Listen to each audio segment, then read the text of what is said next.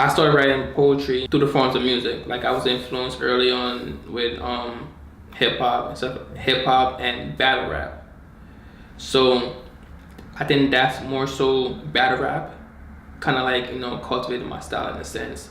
As for just being like I said, my poetry is layered. It's not. I would say it's unique. It's not like traditional poetry.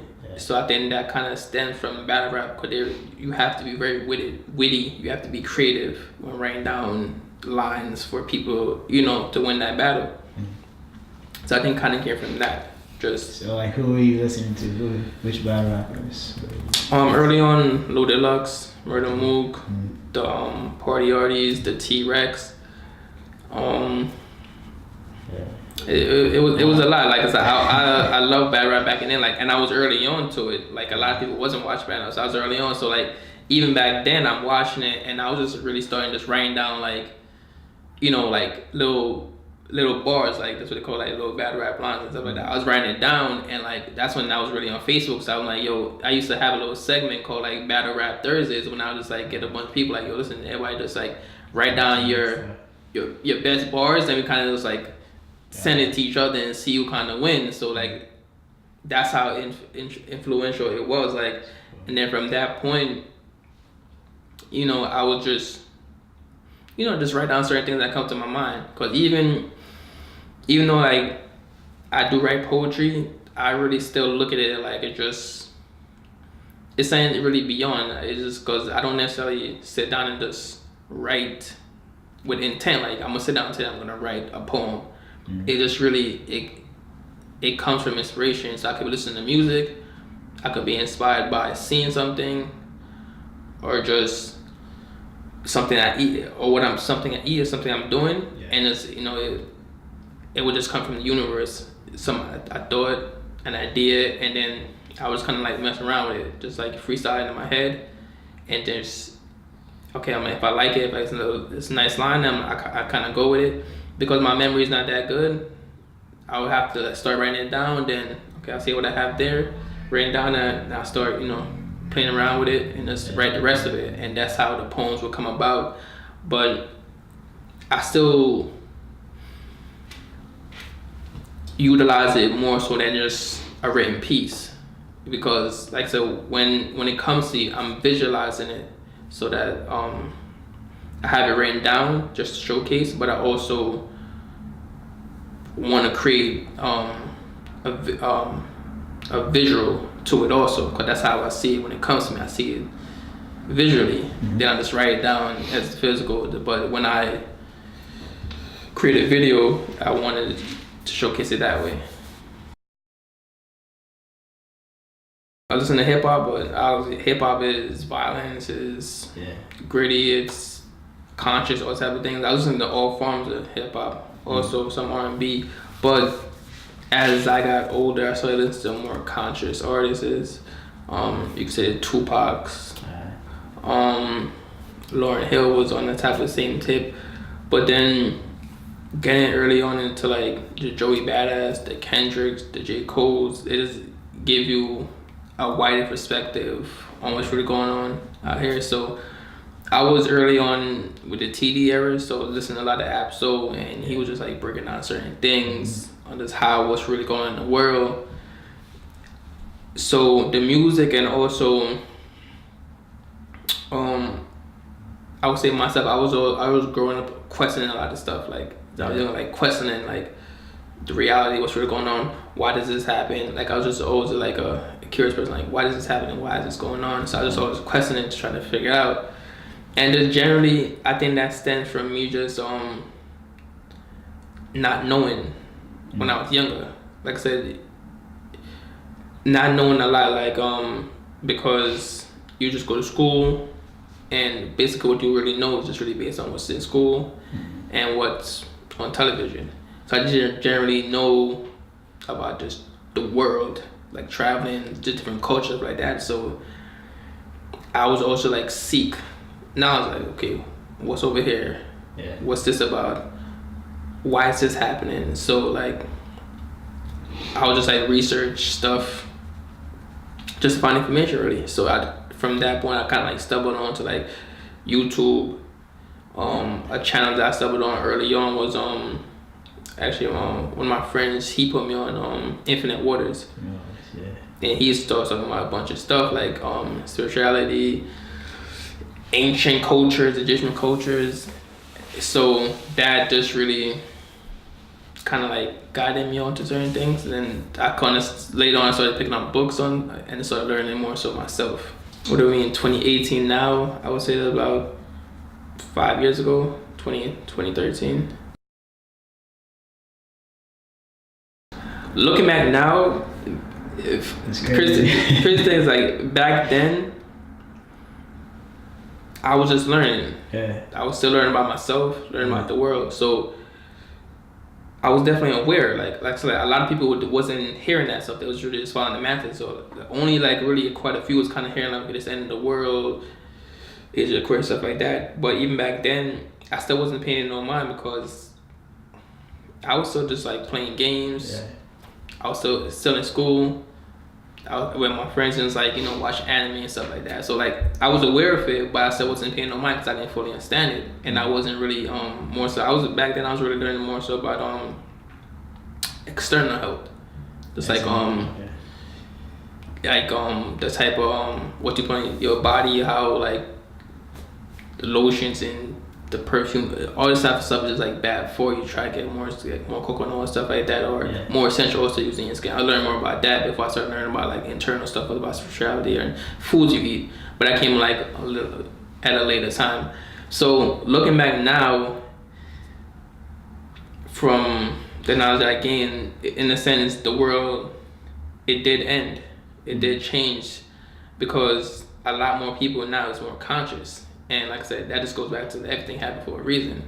So people saying the world's gonna end, everyone's kind of thinking like something crazy is gonna happen as far as just like a mass killing or something like that, or just like destruction of the entire planet. It's the mindset. But it just, like you said, it's just the mindset. The mindset changed. So like just the consciousness rose and people just became more aware. So you kind of like killed off your old mindset in a sense, because you know every day you created a new you in a sense. Like every day you wake up, it's a new you. You essentially, it should be a new you. You should be getting better every day. You should be learning. You create a new self. So yeah, that the old consciousness did die. A lot of people became aware. They became more spiritual of themselves and just what's really going on, and more hip to what's really going on as far as just the reason why certain things happen. It could be like something happened in the news, which is really distraction, or something.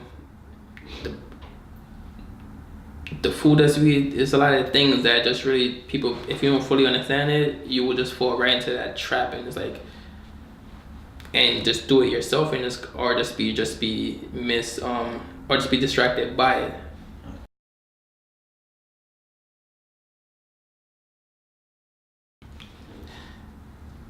It could be yes and no, because I would just say that a lot more people's more aware, but they haven't fully changed their mindset. So they're still essentially just following whatever is happening, and that's essentially what a trend is anyway. Just whatever is hot right now, you kind of like following. So yes, they're more mindful and more aware of what's really going on, but they're not changing themselves to appropriate what's really going on. In a sense, they're still following that stay woke trend. So that's why I would say yes and no.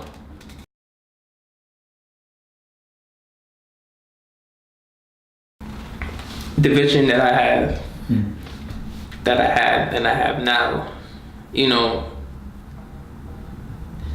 of how I like see my life going.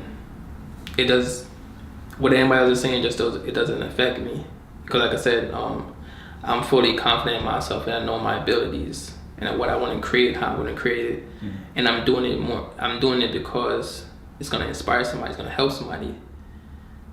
So what somebody else is saying, like I said, they're more so insecure. So they may not be at that point where they know what they want to do, or they're comfortable in themselves to to ask themselves like, what does I want to do, instead of just really just following what they've been told to do, as far as, you know, that could be working, or, you know, they never really try to pursue anything they're passionate about, because they're also always looking at like, if I do this, I may be looked at this way. But when you live that way, you never really live your life to the fullest. You never really get a chance to help or inspire somebody, because you're doing the same thing that the majority is doing. And if everyone gets inspired, even those people that's the majority, they still get inspired by something or someone. But if they take a look inside, or take a little step back, just look and say, who am I being inspired by, or what I'm being inspired by, you will see that it's not the majority. It's the one that's saying, I'm gonna go do what I want to do, and I'm gonna do it my way, and I just do the complete opposite way everybody's doing. So that's where they get inspired. So if they take that note and say, okay, and this and that just comes with just understanding yourself, and also understanding life. Yeah. When you understand, like, we're supposed to be free, you're supposed to just help or do something to further yourself or your family or the world that you live in. Yeah. You have to be doing something and working for someone. You're doing something. You're just you're making them richer in a sense, but you're not doing something that's gonna benefit you overall. Yeah. You know.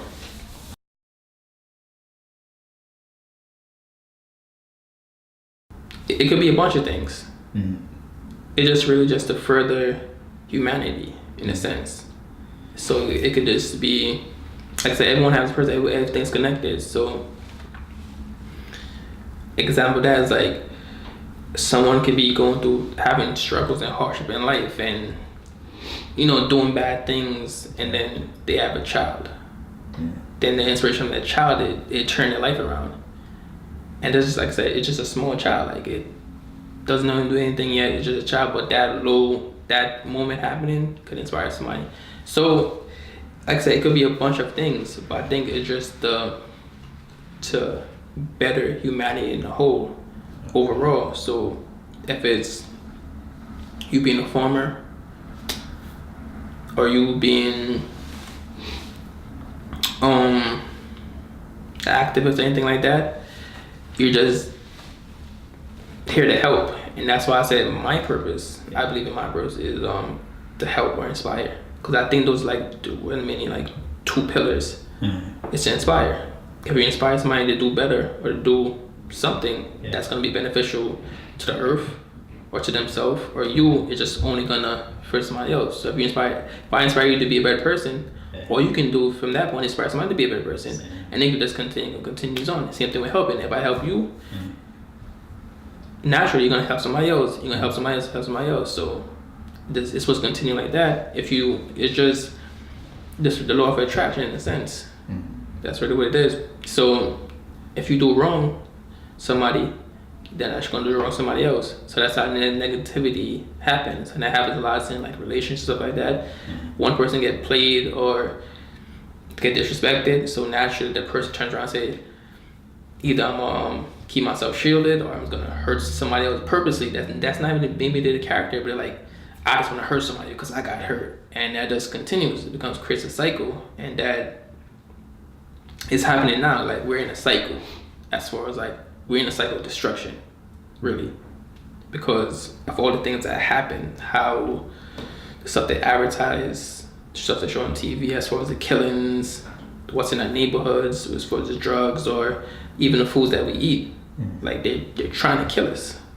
That's the entire cycle now. So if we continue just to do it, or we continue to just take part of it, so it's like they're just taking away, they're killing us. So if we continue to eat the foods that we eat, then our children's gonna continue to eat the same food.